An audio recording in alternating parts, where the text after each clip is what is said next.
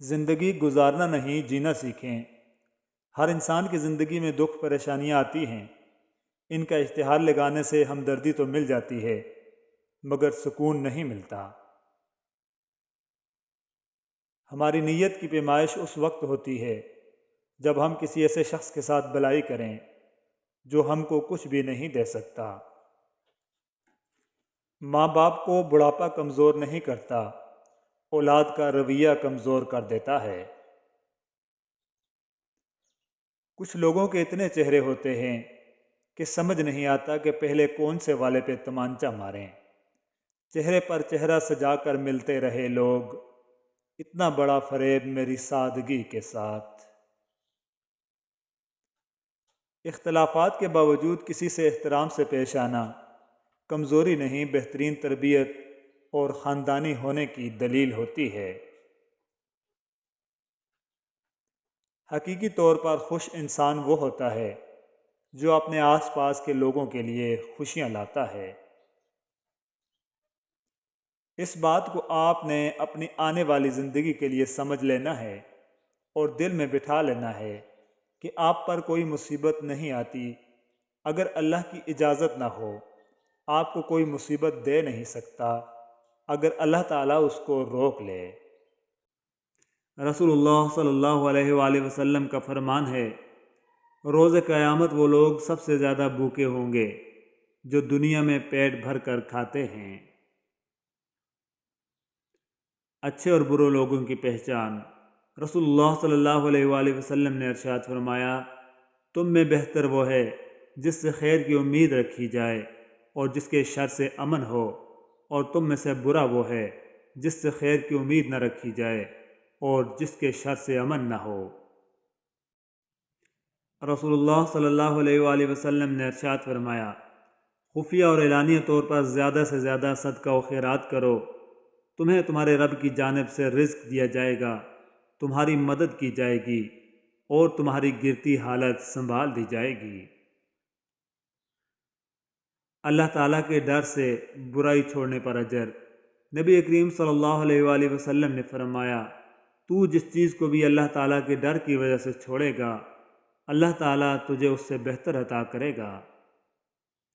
آپ صلی اللہ علیہ وآلہ وسلم نے فرمایا، کوئی بھی مسلمان جو ایک درخت کا پودا لگائے یا کھیتی میں بیج بوئے، پھر اس میں سے پرندے یا انسان یا جانور جو بھی کھاتے ہیں وہ اس کی طرف سے صدقہ ہے۔ لوگوں سے میل جول رکھیں۔ رسول صلی اللہ علیہ وآلہ وسلم نے فرمایا، جو مسلمان لوگوں سے میل جول رکھتا ہے اور ان سے پہنچنے والی تکلیفوں کو برداشت کرتا ہے، وہ اس مسلمان سے بہتر ہے جو نہ لوگوں میں میل جول رکھتا ہے اور نہ ہی ان کی تکلیفوں کو برداشت کرتا ہے۔ محبت اور نفرت میں میانہ روی۔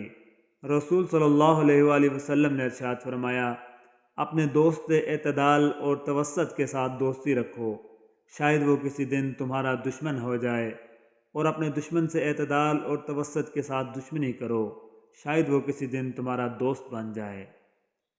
رسول اللہ صلی اللہ علیہ وآلہ وسلم نے فرمایا، ایسے اعمال کیا کرو جن کی تم طاقت رکھتے ہو، کیونکہ اللہ نہیں اکتاتا لیکن تم اکتا جاؤ گے۔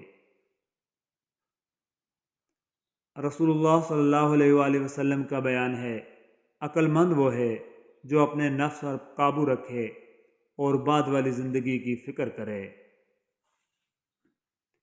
نبی کریم صلی اللہ علیہ وآلہ وسلم نے عقبہ بن عامر رضی اللہ تعالیٰ عنہ کو وصیت کرتے ہوئے فرمایا، اے عقبہ، جو تم سے کٹے اس سے جڑو، جو تمہیں نہ دے اسے دو، اور جو تم پر ظلم کرے اسے معاف کر دو۔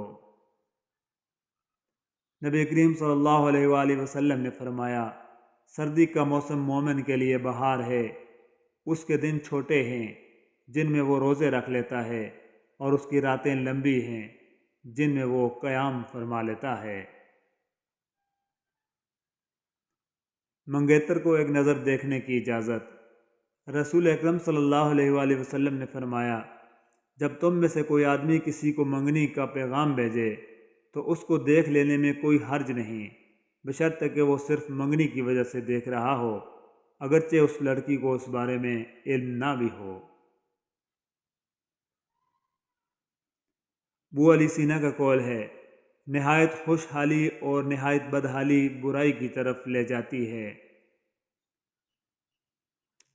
خطاؤں کو معاف فرمانے والے رب رحیم و غفور، ہم سب پر رحم فرما، رزق میں برکت فرما، بیماریوں کو شفا عطا فرما، تمام آفتوں، مصیبتوں اور پریشانیوں سے حفاظت فرما، اور ہمیں اپنے شکر گزار بندوں میں شامل فرما دے۔ آمین ثم آمین یا رب العالمین۔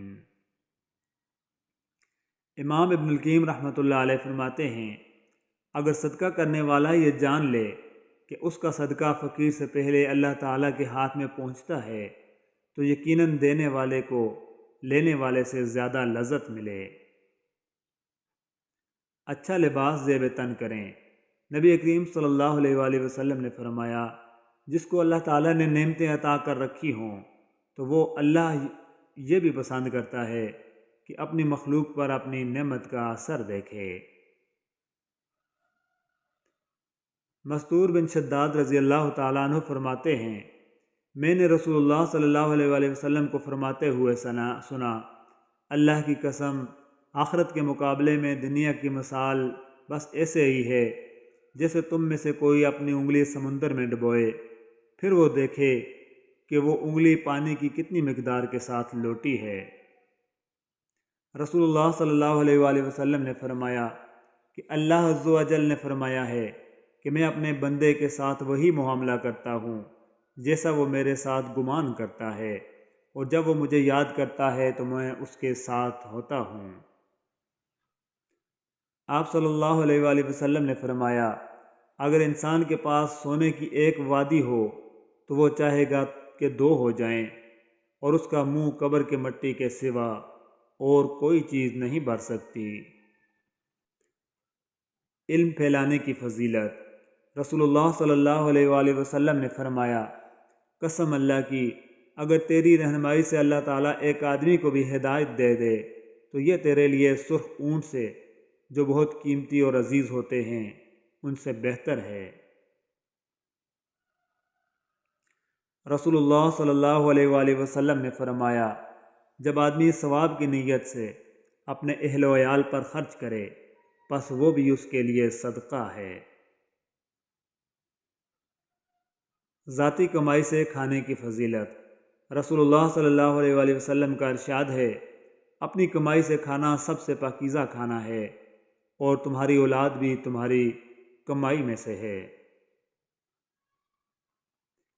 کسی انسان کو کھانا کھلا کر یہ مت سوچیں کہ ہم نے اس کو کھانا کھلایا ہے یا کوئی ہمارا کھانا کھا گیا ہے، بلکہ یہ سوچیں کہ یہ رزق ہمیں شاید آج اس انسان کے نصیب سے ہی ملا ہے۔